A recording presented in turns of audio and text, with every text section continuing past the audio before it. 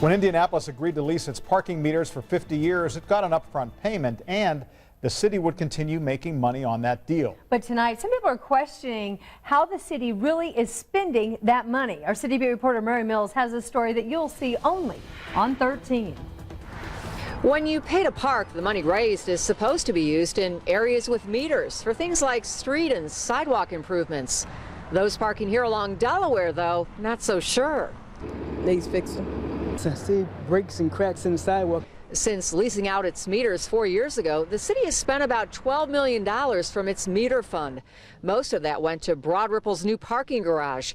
But Councilor Zach Adamson questions some of the other projects, like the $3 million spent on improvements along Indiana Avenue.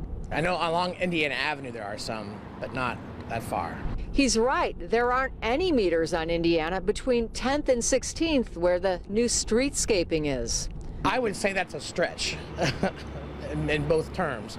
I think it's a stretch in distance, but it's also a stretch in the definition of the appropriateness of whether or not that's an appropriate use. But DPW's Scott Manning sees things differently. The way programmatically DPW approaches it is infrastructure projects directly in parking meter zones or streets that service those parking meter zones. Okay. He says that's why the city was able to use $163,000 in meter money to fix the 10th Street Railroad Bridge, because 10th Street leads into Mass Avenue.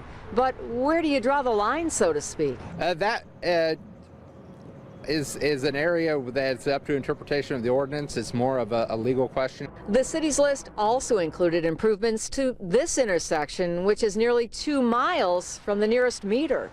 That project is paid for with motor vehicle highway funds, so it's on this list by mistake. Maybe so, but Adamson says he'd still like to see more oversight of the meter fund to make sure that money goes where it's most needed.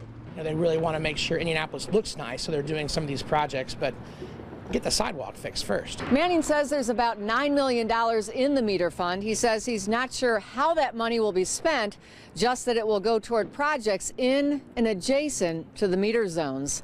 On the City Beat, Mary Mills, Channel 13 Eyewitness News.